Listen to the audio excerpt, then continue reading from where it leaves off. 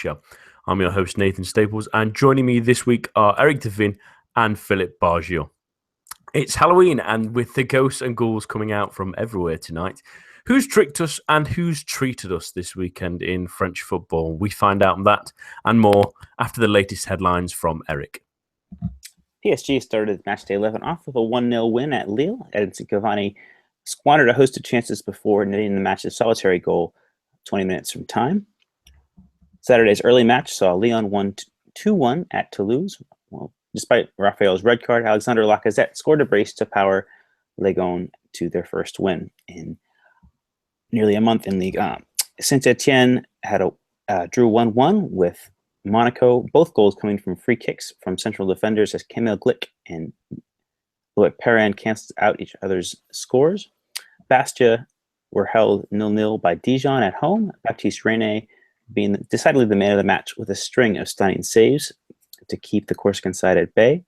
Guingamp won 1-0 at home to Angers. Substitute Neil DePaul with a late winner for the hosts, who are now up to fourth in the table.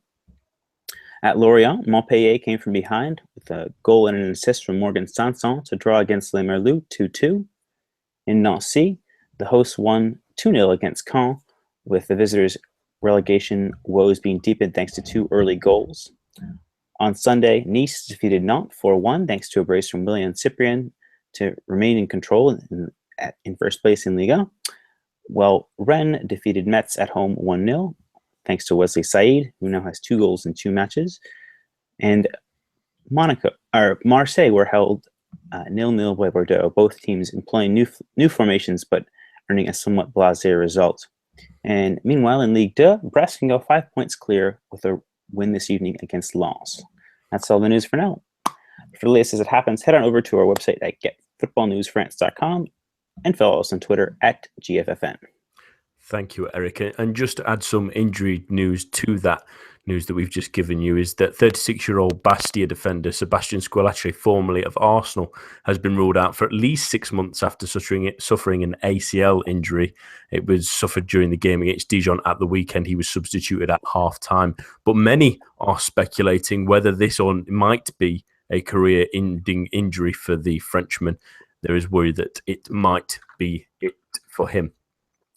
Well, we move on to more, hopefully, cheerier things, and we start with the champions who kicked off this weekend with a 1-0 win against Lille, but that did not come without some hardship. Edinson Cavani missed a number of chances in the game before netting his league-leading 10th goal of the season. But Philip, is the lack of goals in this game, in games for Paris Saint-Germain, becoming a real worry? It's starting to look like it could happen. We saw that last weekend against Marseille, where it was extremely hard to play against that back five. Marseille didn't even have a shot on goal all game, and there's no denying that PSG are much cleverer threat going forward with Zlatan gone and with Zlatan not being replaced. There's also a distinct lack of shall we say, level being played by Angel Di Maria, who should be playing better, which is not saying he's having a bad season, but people are expecting to see the Angel Di Maria who played so well in the first half of last season, and he's not quite doing that this season. Again, not meaning that he's not having a great season. So yeah, I think PSG, just like all the other seasons, are going to have to work to get their goal, because they're going to play against teams who sit deep, refuse to play football, just like last season. But last season they had much more options. Di Maria was much more in form. Zlatan could get them out of jail a couple of times last season, so it's a bit harder. But I reckon they are getting the wins. But I wouldn't be surprised to see someone brought in January. Eric, let's talk about this game as a whole. I mean, Lille obviously set up with defence in mind, playing essentially two of the usual fullbacks in the wing positions. But again, it was as a case of team pulling a lot of players back, and Paris Saint-Germain really struggling to break that down. Is that, as going forward, is that starts to become a concern that if they can't break teams down and teams keep nicking these draws, that they're going to start falling further and further behind the likes of Nice and Monaco? Yeah, absolutely. And I think it is important to mention that, while Cavani did have a host of chances in this match, the goal itself actually did come from an error from Renato Cervelli, the Lille center back. So PSG didn't really make this goal on their own, as it were. It was more down to an error on Lille's part.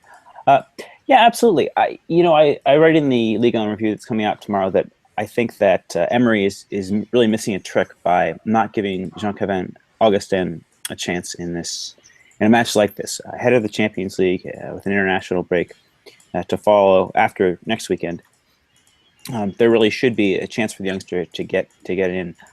Last season at this time, for example, he was playing with the youth team, and so he was playing regular football between that and his play with the under-19s.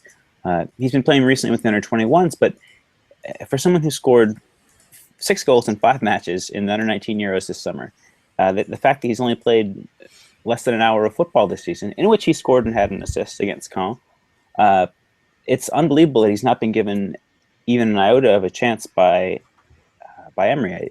Does he really feel that Cavani's needed to start in every single match? And it seems to be the case. And I really worry about how that's going to not only affect Augustin's development, but it creates some natural competition for Cavani.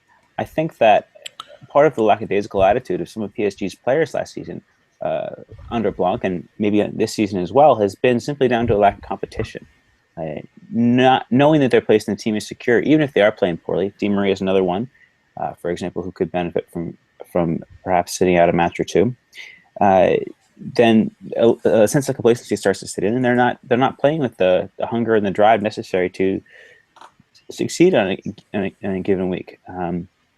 I think that's why we've really seen PSG come unstuck a little bit against the likes of Monaco and Toulouse and league teams that are playing with a hunger that's not evident in the champions. I think that could really come back to bite them. This trip, Basel aren't the force they've been in recent years, but this trip to Switzerland this week, could be dangerous. Anything less than a win there really puts them in real jeopardy ahead of not qualifying, but finishing second in the group, which would be a real disappointment ahead of their trip to the Emirates in 3 weeks' time.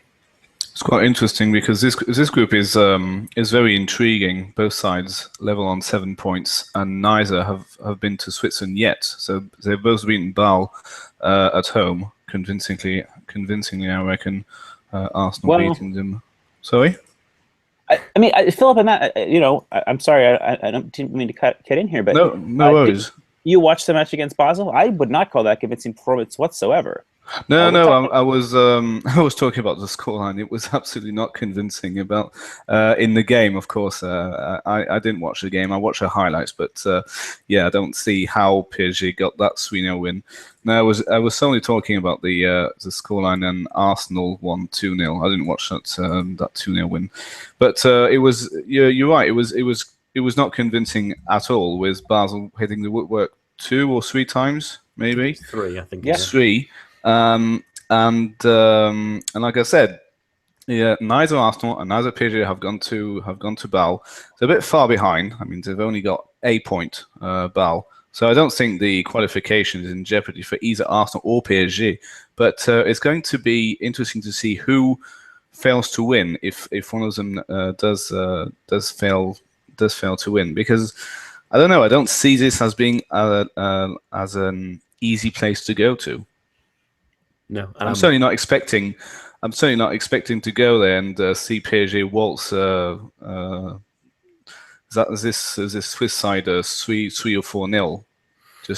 It just doesn't seem like that kind of season. No, and Basel aren't that kind of team, especially at home. No. I mean, I remember a number of English sides having problems with them in Switzerland. I can remember Man United had problems with them. Chelsea had an issue with them a few years ago. Liverpool didn't have an easy time of it. I think it was last year that they played them as well in the Europa League. So, no, to think of it, I'm a bit surprised that they didn't beat Ludogorets. I mean, it does seem on paper quite, surprising, because I mean, they are a better team. I mean, no, we're not Swiss or Bulgarian football experts, but so we can all agree on something like that, even though it's only one result. But yeah, I for one, I'm looking forward to it.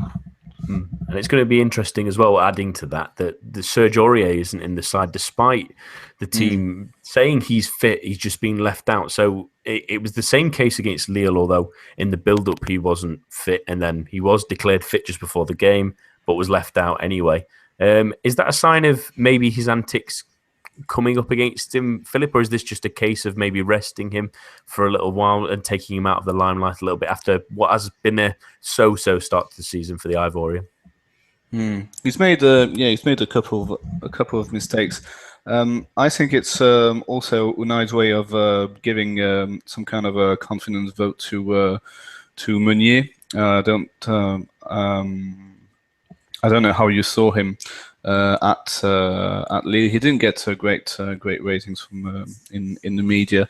So it's good to see that he's giving his confidence to Meunier. I think this is the way we should look at it, rather than being a punishment to Aurier, more of telling Meunier, okay, you're a PSG player, you are able to express yourself, go and play a Champions League match in a tough place to play in, and enjoy yourself. I see this more just that way. And Eric, Meunier was decent enough, I think, against Lille. He had a couple of times where he got in behind the defence, but both the fullbacks were really restricted by the style that Lille decided to sit out with. Do you think it's a good idea to bring Aurier out of the firing line, or is it maybe a risk to take someone who can bring that kind of quality out of the side for when they are not hitting on all cylinders? Yeah, I do think that Aurier is a much better player than Meunier. I don't think he was very impressive against Lille. Julien Palmieri turned him a little bit too easily more than a few times. And I think that Aurier's directness and his aerial ability, let's not forget that despite his size, he's also a pretty decent header of the ball, I think make him a really attractive opponent. He's also a lovely crosser of the ball. The way he attacks things is much more direct. It makes him a good counterbalance for Kurzawa. Both the energy and the directness with which both players play, I think makes them unable to have teams shift off onto one or the other.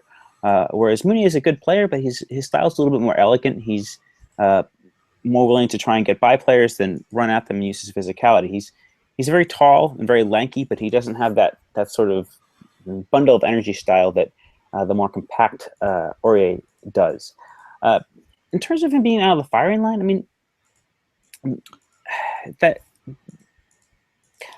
I don't know. I maybe with the international break coming up and Aurier likely to be recalled for the Ivory Coast, Emery's just being cautious. But now that these links to Barcelona are cropping up for Aurier, I wonder if this isn't another power play by Emery. We've talked about this already as regards the likes of Verratti being removed and Di Maria being removed a couple weeks ago. Both players are seen to be extremely upset coming off the pitch. So bearing that in mind, I wonder if that's not sort of an underlying tendency here. I haven't followed Emery's career closely enough to know whether or not that's been an issue. I'm familiar with his time at Sevilla, but his previous spells at CSKA Moscow and at Valencia in Spain, I don't really know whether that was his style.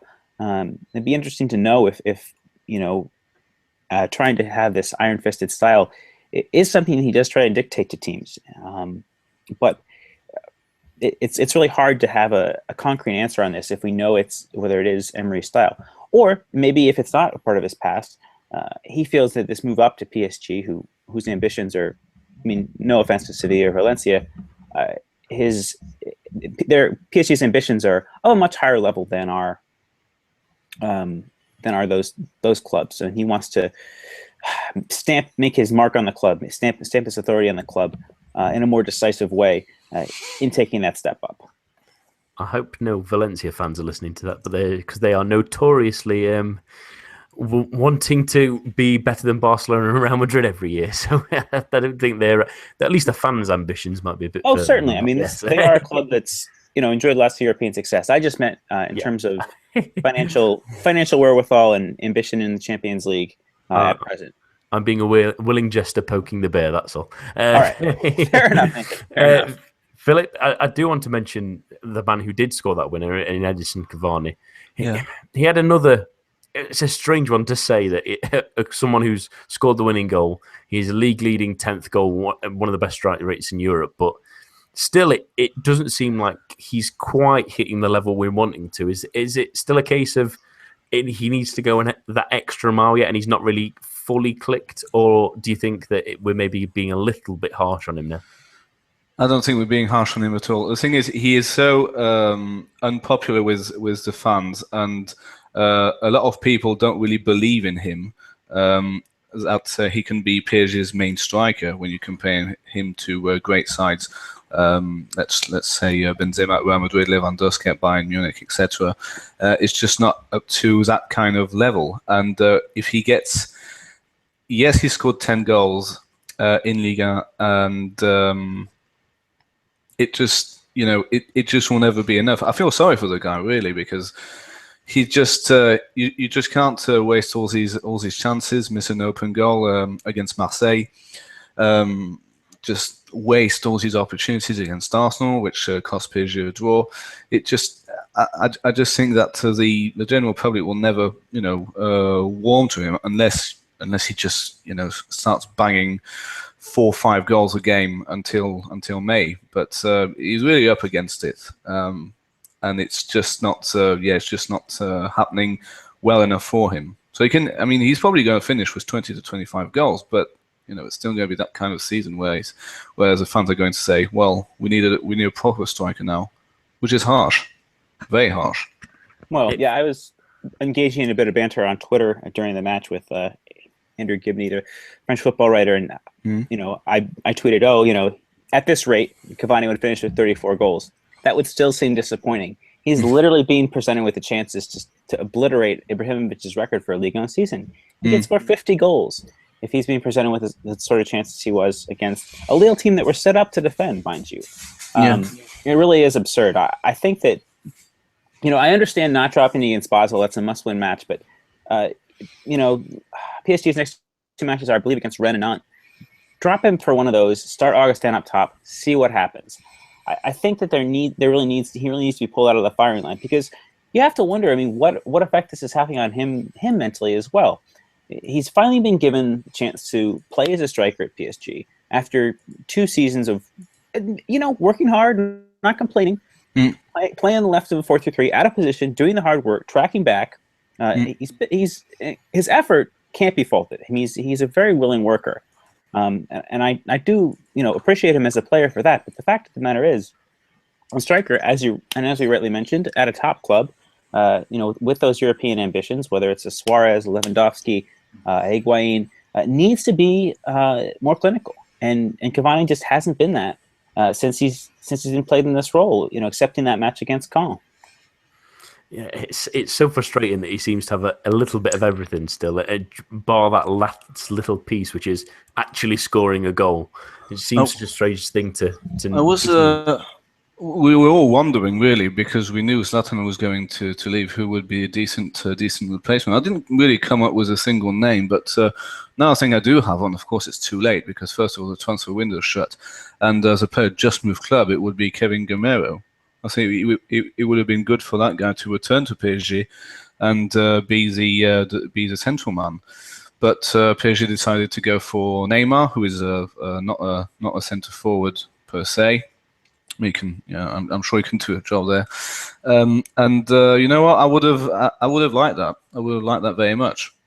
That's just me moaning as usual. And paying out of the year and trying to convince Barcelona to let go of one of their best players is maybe the wrong tactic to go for. Just a final word, Eric, really on Lille.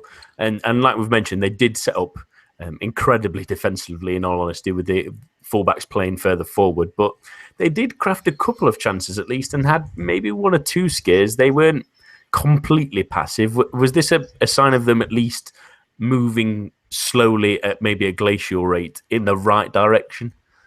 The chances that I saw for me were really from set pieces, and I think that I don't think that Antonetti should have opted to set up in this way. I think that it left Eder too isolated, even when Palmieri and Corsia did cut in from the wings. But the team did look a little bit brighter with the introduction of Sliti and Bissouma in the second half. But those two should have been starting from the off. Play a 4-3-3. You're at home. That formation, that personnel worked well last season, and go from there. Last week, and that's what needs to continue.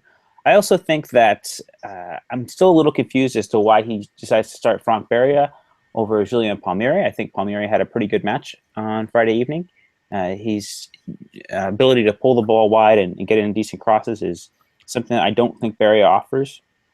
And he's got much more of an ability to stretch play and make space for the likes of Sliti on that left wing. But yeah, I think Antonetti really missed a trick. I understand PSG are this behemoth, this juggernaut, and teams want to set out to nick one. But the fact of the matter is, if you're playing with wingbacks, it's really hard to play on the counter if there's no one that's got the pace to get at those defenders.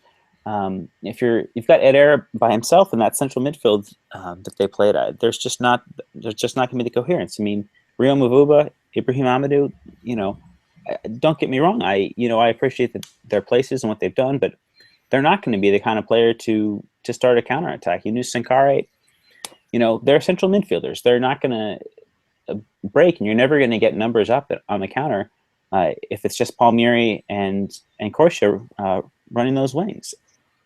No, it looked like a strange decision on paper, and it turned out to not really help them, especially when there was a couple of chances for Di Maria in behind where he probably should have really grabbed one. But another one for Paris Saint-Germain that moves them a little bit closer to the league leaders. But another side who finally halted the slide this weekend was Lyon, who got a relatively solid victory, you would say, over Toulouse, who are high-flying themselves, where Genesio sort of changed again to a really attacking 4-4-2, Eric, with both Ghazal and Cornier playing on the wings.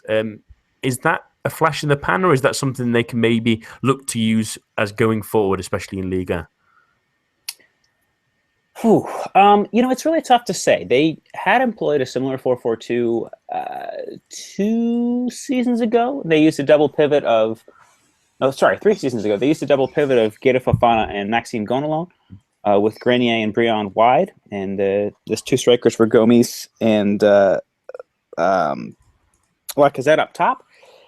And that obviously worked fairly well. And the team did nick I think 4th place that season and did decently well in the Europa League. But it's tough to tell because I do worry about the amount of protection that particularly Cornet and Ghazal offer those fullbacks. Again, I think playing Morel, as I had mentioned previously, that gets it right. Morel had a pretty solid match and allowed Cornet to get forward, but on the opposite flank, again, this is why Christophe Jallet, happy birthday by the way, is a big miss. And Raphael just isn't cut out to operate as a right back in a flat 4. And that's what really is the issue to me. If you're going to do that, because you're also losing the protection of Tolisso as he gets forward, who had he had that great pass for Lacazette's second. There's a necessary element of risk there. I totally laud Genesio for playing with that amount of positivity, but I just worry about the solidity it provides the team going the other way. They did sort of ride their luck a little bit against Toulouse, so. I'm going to go with the answer horses for courses. The team rode their luck here, but I don't think this is going to be the type of formation they could employ against, say, Juventus this midweek. No, and it was nice of Genesio to completely silence my criticism, thinking that it's looking at that starting lineup that we're conceding plenty of goals, so let's just try and hammer in as many as we can possibly do before the opposition wake up.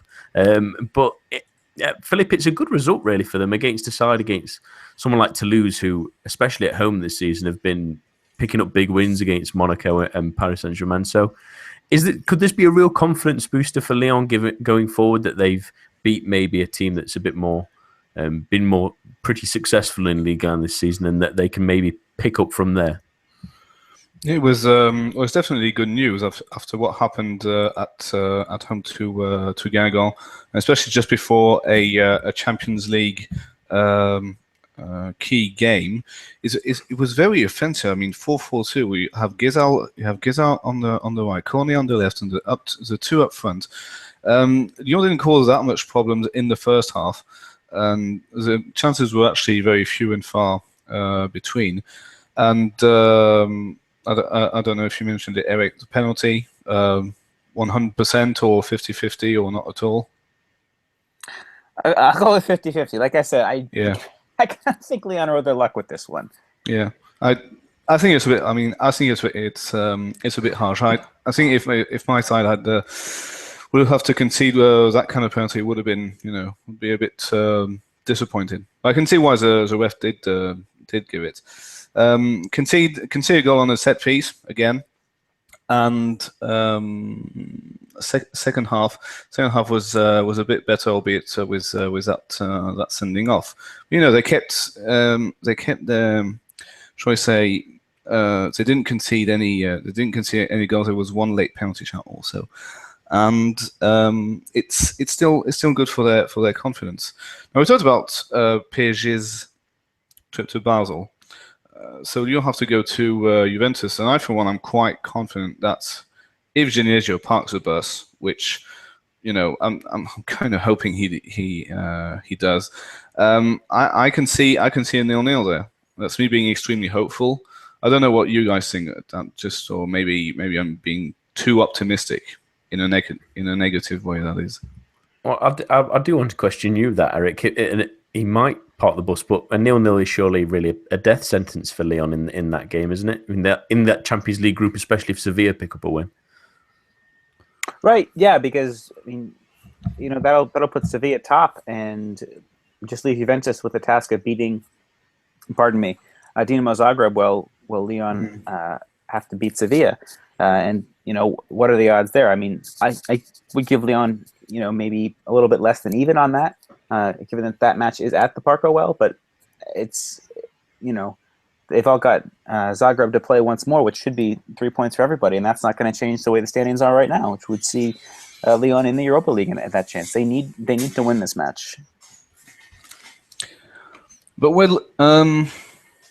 yeah. If you finish third, I mean, what do you think? Yeah, a lot of things could happen until February. But if you finish third, which I think we can all predict that could happen, what would Genesio's tactic would be? I mean, would he field a second string side, plays the youngsters, and try and go all out for again nicking a Champions League spot? I mean, I don't know. I don't really think that Lyon want this Europa League spot at all, really. Yeah, and it's more of a hindrance, just like it is for Nice. It is a difficult one with someone like Dinamo being whipping boys in that group as well, and it makes a good point there, Eric. Of if they do end up finishing third in that group, is it a case of? I suppose it depends on where Lyon are in the league at that point. But is it a case of would Genesio essentially throw the Europa League away and allow young players to try and flourish in that, or does he try and actually win a trophy there where Lyon maybe stand a chance if they get a good draw and a couple of other maybe mediocre sides fall into there? Yeah, I mean, let's not discredit the Europa League. I mean, there's going to be some very strong third place teams there. I mean, we look at say the group that has Borussia Dortmund and Real Madrid in there. Sporting Club de Portugal are a really strong team, for example. There's going to be some heavyweight teams in there, but I think that given the lack of squad depth that Lyon have, I mean, they've really struggled with injuries this season. I don't think that pursuing the Europa League would be the wisest decision. Maybe Genesio is going to be tempted to do this if they get a really marquee draw against a big team. I mean, they've faced the likes of Juventus and Spurs in recent seasons in this competition, and that's been something that's made the current managers at the time really want to go all out. And I can't say I blame them for that. Those are high exposure, attention getting fixtures. But if you're going to get, say, I don't know, Basel or Southampton. No offense to Southampton fans. I understand this will attract a lot of attention in England, but it's not a marquee fixture of the likes of Inter Milan, somebody like that. So I think that there's going to be a necessary level of caution. If he gets the likes of, say, Keita Fofana and Clement Grenier back in the team and playing well, then you're going to have a little bit more depth in midfield. But for the time being, this is a team that struggled too much with injuries, and any additional fixture congestion is going to really be unwelcome. That being said, I think the Europa League round of 32 is late or mid-February. So it really depends on Lyon's position at the table at the time. If they feel that they can be back in the top three, say if they're within 5 points of the top three at that point in time, I think their focus should be on the league. Maybe a domestic cup run, seeing how things come out. They'll have played, I think, 2 rounds of the Coupe de France by then, and there'll also be the Coupe de la Ligue as well. So there's just really too many variables at this point to give a solid answer on that. But my inclination would be no, given the lack of squad depth thus far. The thing is, we don't know yet what kind of season you are doing. Even though we've already had 11 games, it's lots of surprising defeats, getting back on your feet, but no real run of form, which is a shame, really. What was PSG not being that good? We have Nice, of course, who are having a wonderful season, scoring plenty of goals, being quite entertaining to watch. So it really is a shame that Lyon are just not being regular enough in their performances.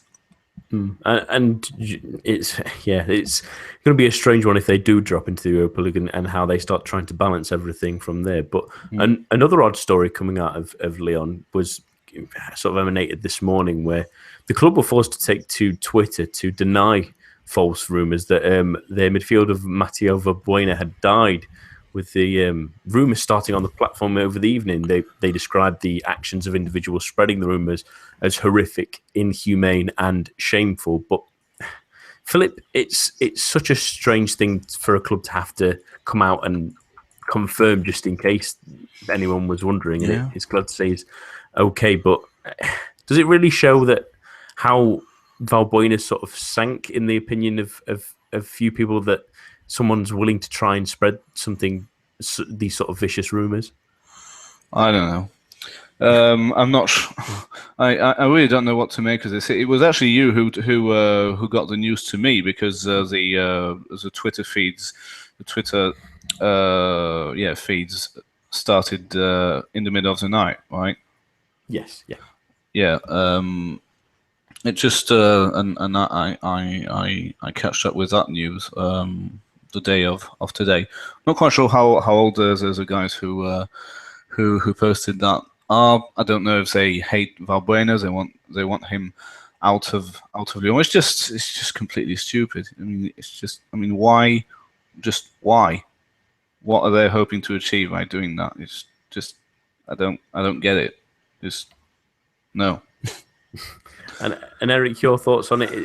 It's such an absurd thing to try and spread a rumor, and it's I don't understand the viciousness of it, and why someone would attempt to try and do that to a player, to anyone, really. I think it's an anger from Lyon fans over the fact that Valbuena has not panned out. I mean, his arrival prior to last season was seen as a sort of bulwark against the long-term injury of Fekir when that did happen, and it really didn't come off that way. But the fact of the matter is, it's not this player's fault. There are a number of factors that have been working against him. His age, being played out of position. When he was played in that Diamond 4-4-2 by Fournier, it was with Lacazette and Bovu, who, obviously we know how well he fit in with the team. And how much you liked him. Yeah. and so, yeah, there's a number of mitigating factors, but I really have to feel for Valbuena. I mean, this is a player who was starting World Cup matches just over 2 years ago. Yeah. And, had a wonderful career for Marseille. Didn't do too badly during his time at Russia either. I know that's a little bit lower standard of play than his Liga, but he's not ever been given the chance to play in his preferred position in a system that suits his play, and I really do feel for him. My hope, perhaps, is that he gets a move to another Ligue 1 club, perhaps on loan for the rest of the season. A team like Dijon, for example, have looked really, really decent at the back and could, really do with that sort of creative impetus. Maybe an Angers, a team that could potentially push for Europe and is missing a creative impetus after the long-term injury suffered by Keke Bumpon. Again, I'm just throwing ideas out here, but I think a move like that could really do well for him, just to get him out of the spotlight, away from the big club like Lyon, and allow him to sort of rekindle his career. I'm not suggesting that he should have a return to France, to the France squad at not the age of 32, but I think there's still life left in Valbuena's career, and it would be good to see him end things on a bit of a higher note than the sort of the abuse and the mess that he's endured during his time with Lyon.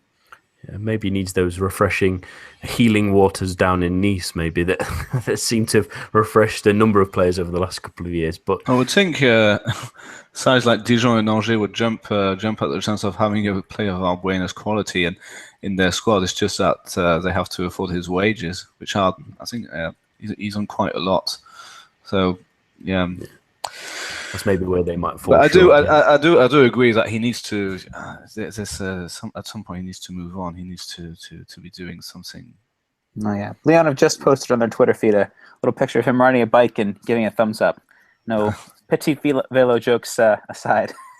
Rumours of his demise have been greatly exaggerated, at least. But we move on to, with almost a third of the season completed now, it's time to check on who might be going down or who are struggling. So remember that the bottom two in League are automatically relegated this season, while the third from bottom side will go into a playoff with third in Liga in a similar style to the Bundesliga. So I'm counting anyone at this moment from 14th place Bastia down, so anyone who's on joint 11 points with them or below that point, as teams that are in a spot of early bother. So with it being Halloween, Philip, who do you fear for at this time of the year?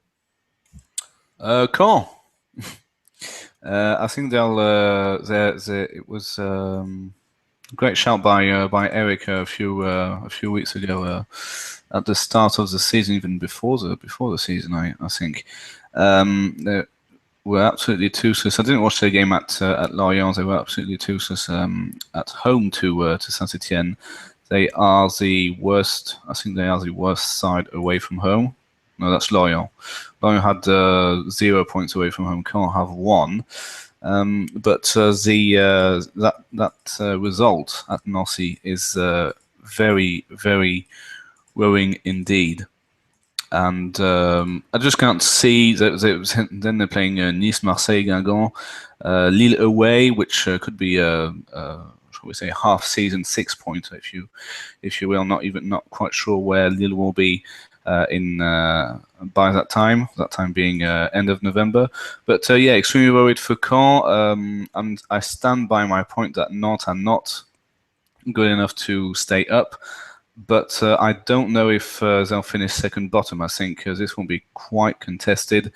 I can see Metz getting sucked back in because they keep losing, and their defending is quite poor, which is not exactly the same. Not the same can be said exactly of Dijon or Nancy. I mean, it's not great either, but Metz is particularly bad. Lorient, as I said before, by the way, there was this news this week that Rémi Gard turned him down. It was the Lorient chairman who called him, and Rémi Gard said, "No, I'm not interested. I want another challenge in England," which is fair enough. So Lorient, the assistant manager, is still the manager, if I'm not mistaken. Still reckon that they've got the players to stay up. Not quite sure if they'll have to play in that playoff place or not. But yeah, I will say that my two great worries would be Caen bottom and the second place contested between Metz and Nantes. That's an interesting one. And you mentioned that Lorient job that seems to be something that everyone's trying to run away from rather than go towards. Yes. Ellie Bolton reportedly rejected it. Roland Corbis has reportedly rejected it. Remy Gard, I believe, was he says he was called by the vice chairman, and the president thought they'd never contacted him, but he rejected it from the vice chairman anyway. So it's very, very peculiar. It looks like it might be Hubert Fournier after all. After all that one, they might end up with the right man anyway. But Eric, who are you worried about around that bottom of the table? I know you've looked at Caen and said they were struggling at the start of the season, but is there anyone else in that tier, especially around now from 14th place downwards? I'm thinking Lorient, Nancy, Lille, Montpellier, Nantes. Is that even Bastia? Is there anyone you really feel for? I think for me, the teams that look to be in the biggest trouble are Caen, Nancy, and Metz.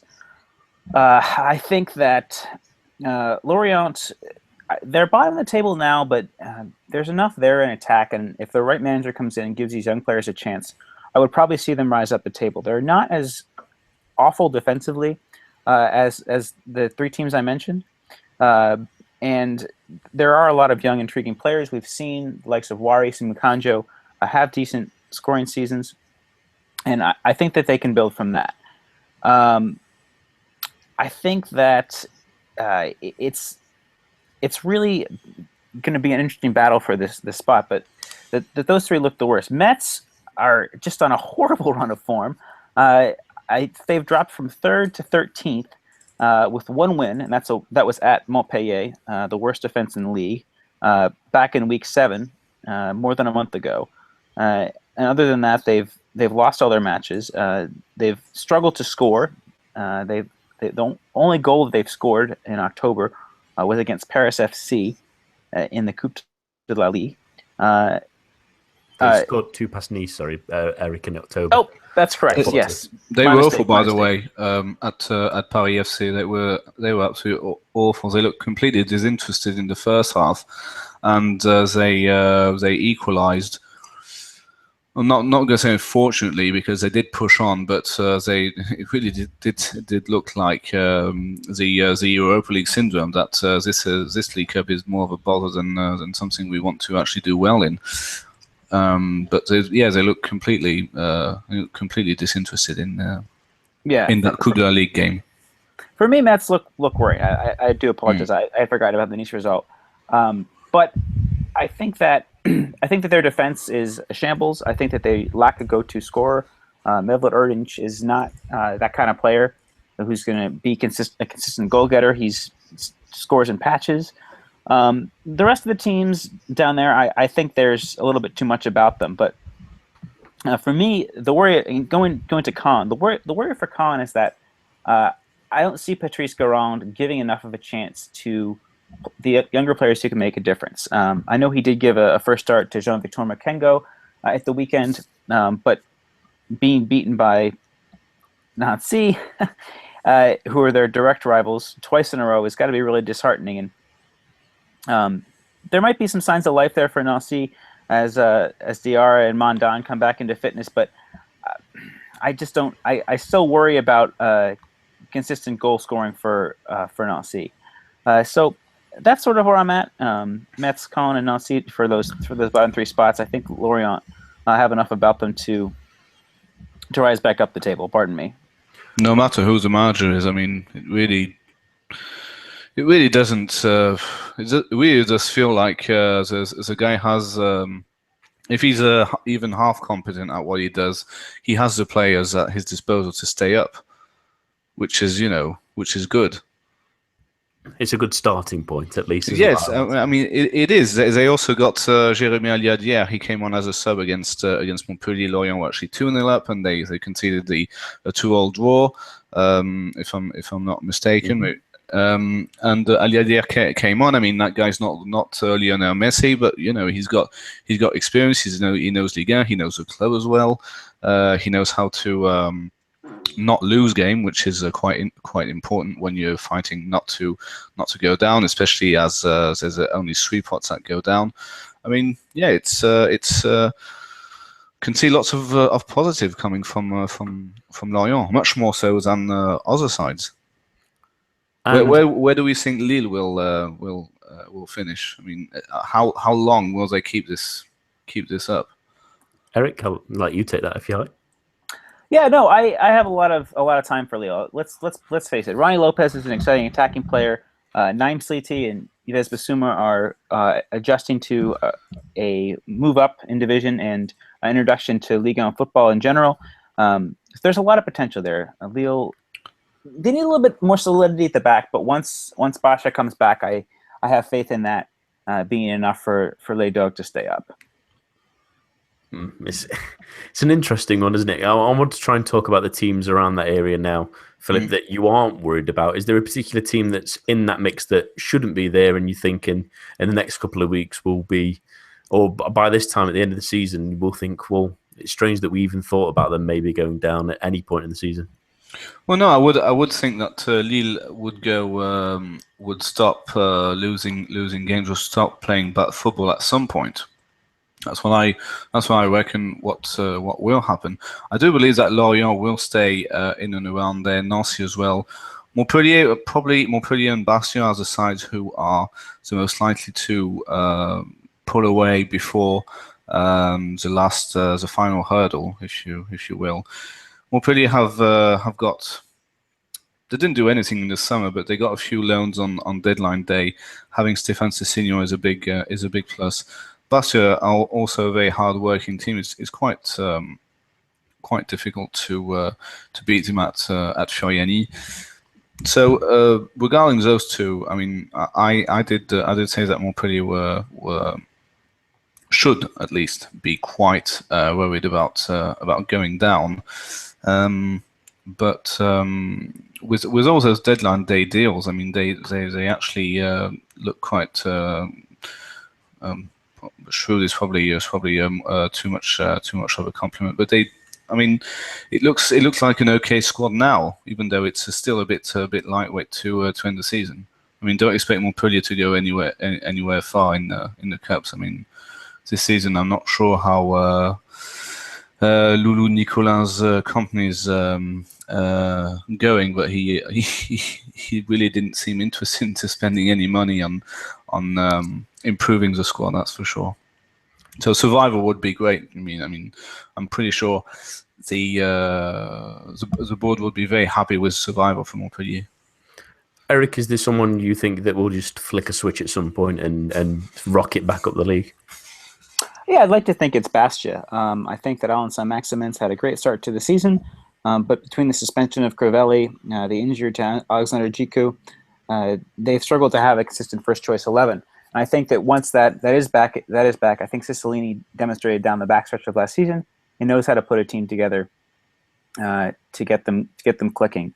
We've also had a decent start to the season from the likes of Diallo and Koulibaly. Lenny Nangis is a bit of an enigma. He looks great one week, really poor the next. So as soon as he gets his full squad back, and I would see Bastia being, 9th, 10th, 11th, comfortably mid-table once again. They were really unlucky not to win on Saturday. I mean, they couldn't have given more against a very resolute Dijon side. And Dijon is another team. I know they're not quite down in that mire, but their defense has really looked impressive, especially in recent weeks. Younes Abdelhamid, Fouad Shafiq, Adam Long, the Hungarian youngster, have all really taken to Ligue 1 fairly well, and they've not really missed the likes of Cedric Farol being suspended against Bastia. So kudos to those two. Montpellier, I mean, obviously they've looked really poor defensively. They have the worst defensive record in the league, but they've also scored 16 goals, which is better than Guingamp, better than Rennes, better than Toulouse, better than Saint-Etienne.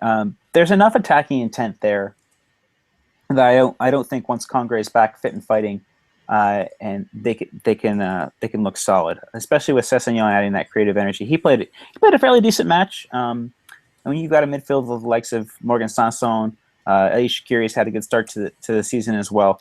I think there's more than enough there for them to be in that same range.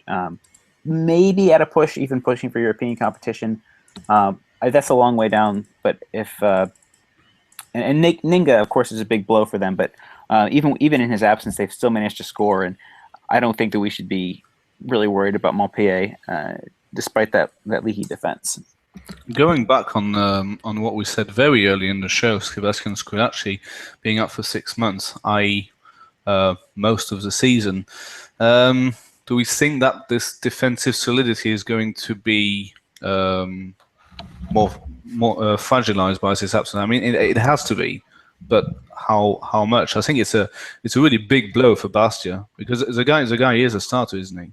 Yes, yeah, he's a regular. So I mean, that has to be a really bad news for Bastia. Not that I think that this will tip them over, below the relegation bar, but very bad news indeed.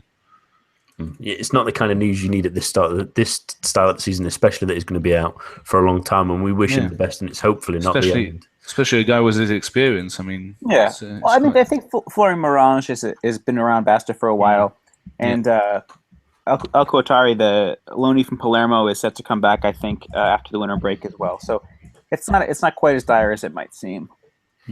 Right, I'm gonna finish this section with a couple of quick fire questions. I'm gonna give you a couple of the teams around there, and I'm gonna give you a scenario of something possibly happening, or in one case at least not happening, and whether you think that will affect whether they might stay up or not. So I'm gonna start with the bottom club, Lorient, and ask you this, Philip. So, what if Lorient don't pick the right manager, and they do if they don't have Hubert Fournier coming in, if he rejects the job, do you think they may still struggle, and maybe that turns their fortunes on a downturn again?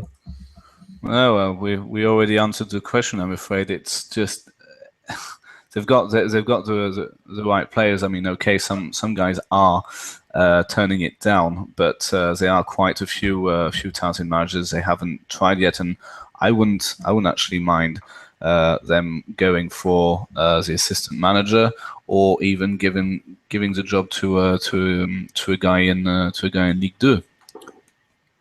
So I think Lorient will stay up no matter what. Eric, what if can't get a goal scorer in January? Which one? It has to be the right kind of goal scorer. I mean, like I said, Santini, it seemed the way he started the season to fit that profile. He's the same physical, aggressive presence Andy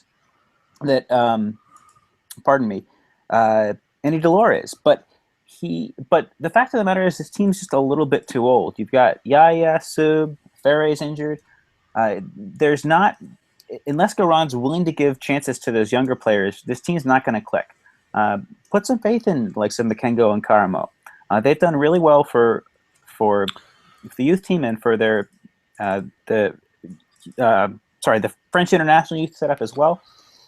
I'm not sure if Karamo's been capped, but he's looked fairly bright this season when he's played. I know Makengo has been capped at youth levels for the country. Give them a chance. Let them run a little bit. I understand Garand is fearful for his job, and managers, may tend to be over reliant on veterans with that. But that's the fact of the matter is, and I've said this on the podcast a dozen times, so I said it once. Youth can be the way forward for this team, And I'm not even sure, what strikers out there that fits into Khan's budget. Maybe getting the likes of a Jean-Philippe Mateta on loan from Lyon, that could work. Or maybe Augustin, who we mentioned earlier in the program from PSG, someone who they're looking to give match time to. But it's really hard to see where that's coming from unless it's a loan move. Philip, if Lille keep Frederic Antonetti on as manager for the entire season, let's say. Well, I can't. He's never been. I don't think, at least, he's never been relegated, and he is a good manager. Not performing at the minutes, and I think being solid at the back, like they tried to be against PSG. Is the way forward. I think they are, shall we say, under the weather or ill, and that they need a couple of confidence boosters to get the results up. First of all, they have to stop conceding goals, and